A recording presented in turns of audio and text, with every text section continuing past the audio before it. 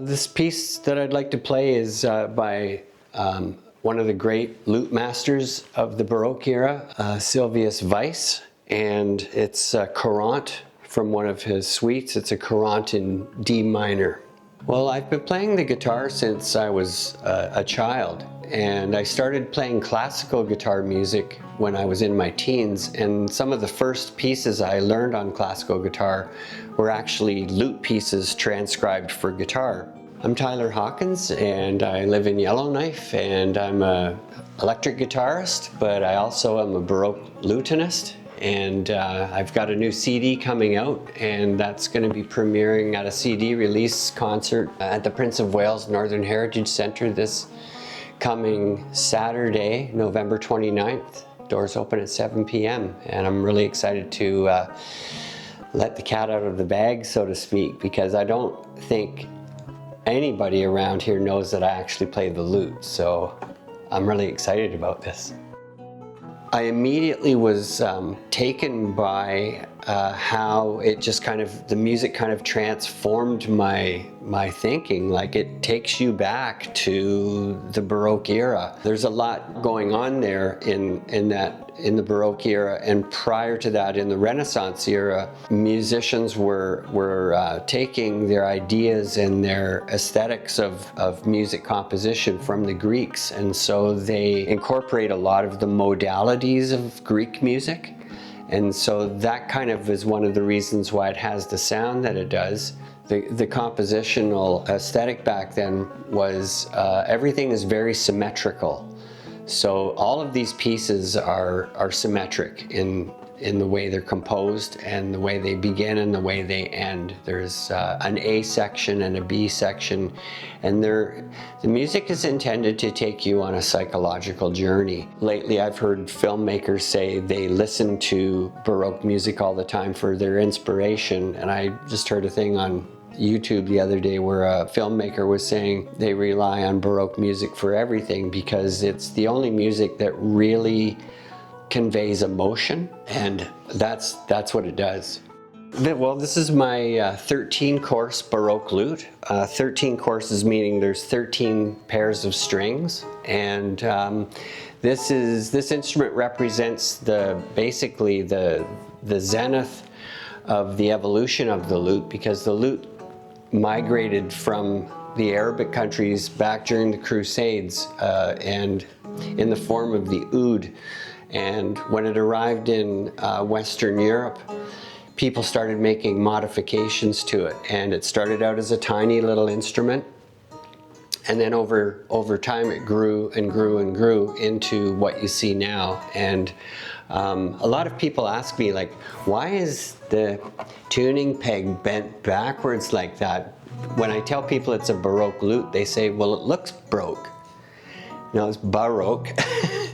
And the reason why it's on this angle, and that's been a tradition in lute making from the very beginning, but what it does is it takes the string tension off of the soundboard, because the soundboard's only 1 millimeter thick.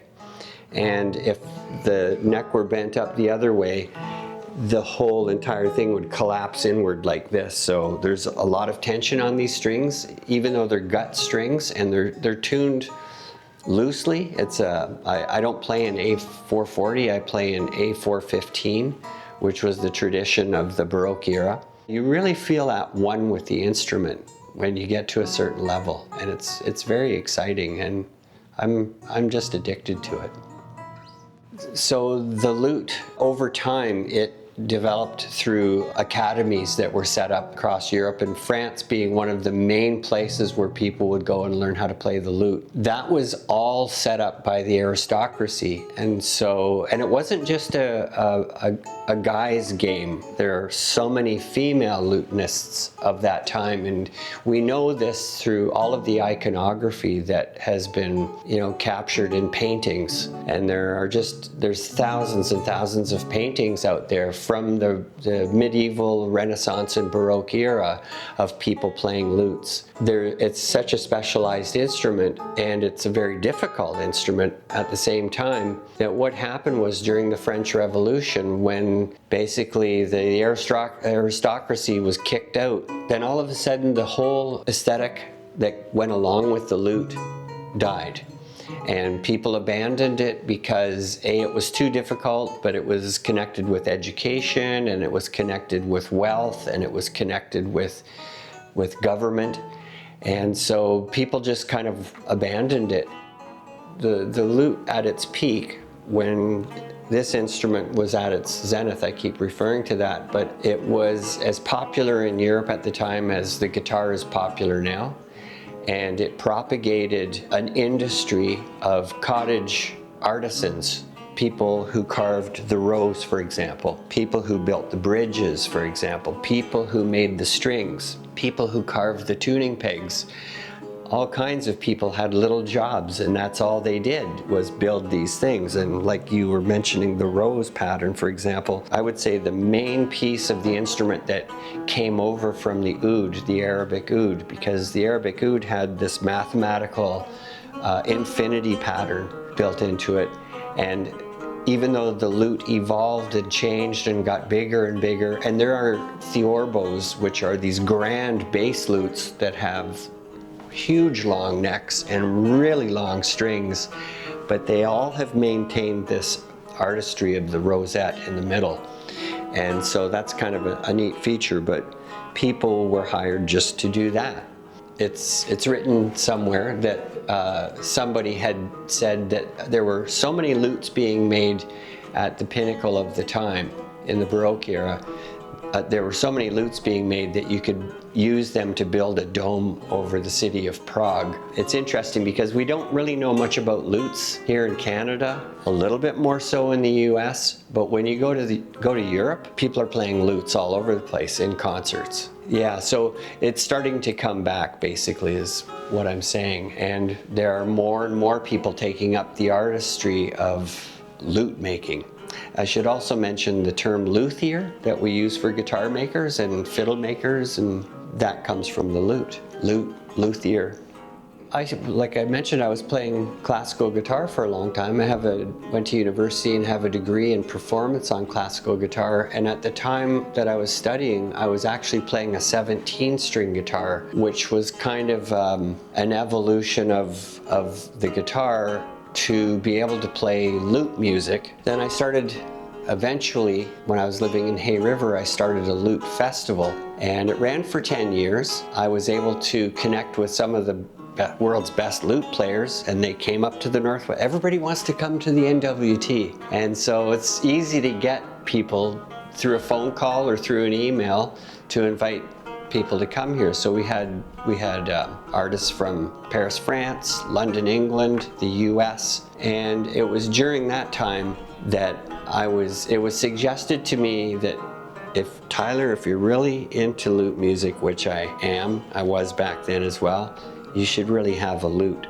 So that's when I decided to have this one commissioned from a couple of luthiers in London, England, Barber and Harris. And I waited 2 years for them to make this, and then it shipped and I got it, and then I immediately started down the path of learning how to play the lute. You can take lessons, but there's a really good method book that's available, and it takes you through everything you need to know about playing the lute. And so I'm essentially self-taught, and I have had lessons, and I do take lessons now with a really wonderful lute player and instructor, Michel Cardin. He's in New Brunswick, but he's a leading authority in the Baroque lute and early music. He's given me a lot of guidance, but for the most part I'm learning on my own. And the thing that I like about it the most, and I could play all day, just ask my family because they've heard these pieces over and over. It's different than the guitar because you have this real interplay between